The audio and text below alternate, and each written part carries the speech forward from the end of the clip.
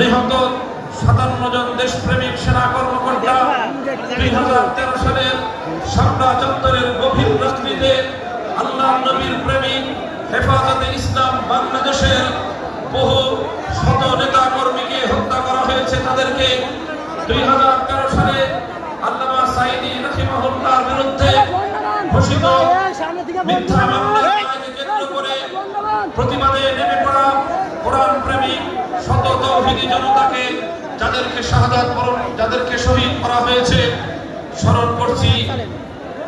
খুনি হাসিনা, ফ্যাসিবাদী শেখ হাসিনার দীর্ঘ 15 বছরে গুম, খুন আর হত্যার শিকার হওয়া ওই সমস্ত মানুষদেরকে, যাদের মায়েরা আজও চোখের পানি ফেলে রাতের পর রাত বিনিদ্র রজনী দিন যাপন করছে আর অপেক্ষার প্রহর হচ্ছে কখন তার বুকের হারানো ধন আবার সেই মায়ের কোলে ফিরে আসবে। আমি স্মরণ করছি 2021 সালে বাংলাদেশের স্বাধীনতার সুবর্ণ জয়ন্তীকালে ভারতের গুজরাটের কসাই মুসলমানদের রক্তের অন্তিম যার হাত, সেই খুনি নরেন্দ্র মোদীকে বাংলাদেশে আনার প্রতিবাদে হেফাজতে ইসলামের নেতৃত্বে গড়ে ওঠা দেশপ্রেমিক আন্দোলনে গুলি করে যাদেরকে হত্যা করেছিল স্বৈরাচারী শেখ হাসিনা সরকার।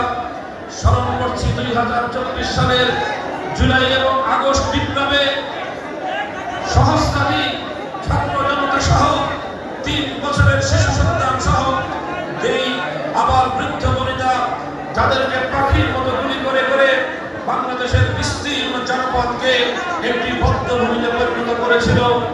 সেই সকল শহীদদের এবং তাদের আপনজনদেরকে শ্রদ্ধা করে স্মরণ করে তাদের জন্য আল্লাহর কাছ থেকে উত্তম বিনিময়ের দোয়া করে আমি আপনাদের সকলকে বলতে চাই, এই যে হাজারো শাহাদাতের বিনিময়ে লক্ষ মানুষের আহত, নিহত, খুন, গুম হওয়ার মধ্য দিয়ে হাজারো লাখো বাংলাদেশের মানুষ বিরোধী মতের হওয়ার অপরাধে রাত দিন যাদেরকে ফেরারি জীবন যাপন করতে হয়েছে, কোন জঙ্গলে বনবাসে গিয়ে, ধান খেতে গিয়ে, নৌকার মাঝে, কোন জঙ্গলে গিয়ে শেখ হাসিনার ভয়ে যাদেরকে বিতাড়িত জীবন যাপন করতে হয়েছিল, এই সব মানুষগুলোকে শ্রদ্ধা করে এবং সেই অতীতের কঠিন সময়গুলোকে স্মরণ করে আজকের এই পরিস্থিতি উত্তরণে যারা সাহসী ভূমিকা পালন করেছে তাদের সকলকে সশ্রদ্ধ সালাম জানাচ্ছি। সংগ্রামী সাথী ও বন্ধুগণ, বিজয়ের এই গগনে আমি আবারও আপনাদেরকে স্মরণ করিয়ে দিতে চাই 2024 সালের 5ই আগস্টকে এদেশের বিপ্লবী জনতা নাম দিয়েছে দ্বিতীয় স্বাধীনতা। 2024 সালের 5ই আগস্ট যে অভ্যুত্থান হয়েছে, এই অভ্যুত্থানের মধ্য দিয়ে বাংলাদেশ থেকে ফ্যাসিবাদের পতন ঘটেছে। সুতরাং এটি বাংলাদেশের দ্বিতীয় মুক্তিযুদ্ধ। দ্বিতীয় মুক্তিযুদ্ধের প্রাক্কালে দ্বিতীয় মুক্তিযুদ্ধের সূচনা লগ্নে আমি আপনাদেরকে স্মরণ করিয়ে দিতে চাই, স্বাধীনতা অর্জন করা যতটা কঠিন, স্বাধীনতা রক্ষা করা তার চেয়ে অনেক বেশি কঠিন। তাই আমাদেরকে অতীতের সেই দুঃখজনক স্মৃতি রোমন্থন করতে হয় আর মনে রাখতে হবে রাসূল আকরাম সাল্লাল্লাহু আলাইহি ওয়াসাল্লামের সেই বাণী, লা ইউদাদুল মুমিনু ফি জুহরিন ওয়াহিদিন মাররাতাইন, মুমিনকে এক গর্তের সাপ যেন দ্বিতীয়বার দংশন করতে না পারে।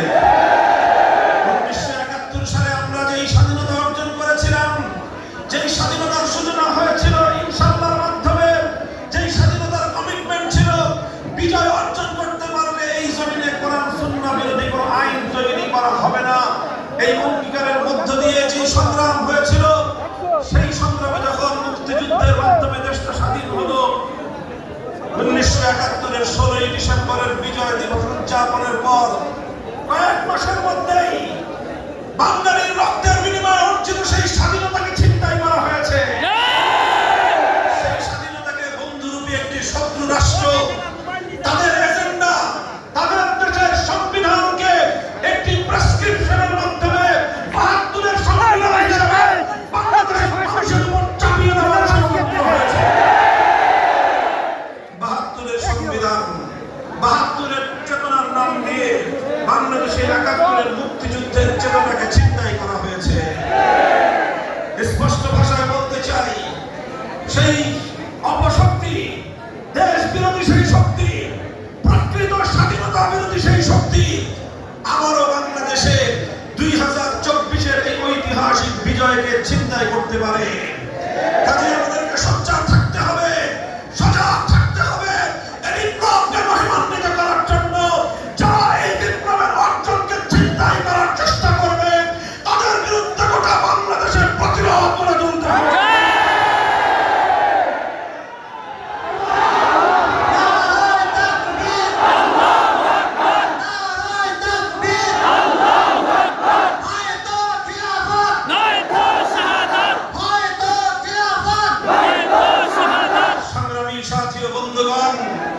আমি আপনাদেরকে স্মরণ করিয়ে দিতে চাই আমাদের অতীত ইতিহাস। আমার এই সোনার বাংলাদেশ, এই 55,000 বর্গ মাইলের এই মানচিত্র এবং এই লাল সবুজের পতাকা আর এই বাংলাদেশের এই জাতিসত্তা, এটি এতটা সহজেই খুব অল্প দিনের সংগ্রামে অর্জিত হয়নি। আমাদের এই মানচিত্র, এই জাতি এবং এই জাতিসত্তার ঐতিহ্যকে অর্জন করতে গিয়ে তিনটি আধিপত্যবাদ বিরোধী শক্তির বিরুদ্ধে আমাদেরকে সংগ্রাম করতে হয়েছে। আমাদের প্রথম সংগ্রাম ছিল ব্রিটিশ বেনিয়াদের বিরুদ্ধে। তাদের বিরুদ্ধে সংগ্রাম করেছিলেন হাজী শরীয়তুল্লাহ, তাদের বিরুদ্ধে সংগ্রাম করেছিলেন তিতুমির, তাদের বিরুদ্ধে সংগ্রাম করেছিলেন ফকির মজনু শাহ। এদেশের আপামর আলেম সমাজের নেতৃত্বে ব্রিটিশ বেনিয়াদের বিরুদ্ধে ঐতিহাসিক স্বাধীনতার সংগ্রাম পরিচালিত হয়েছিল।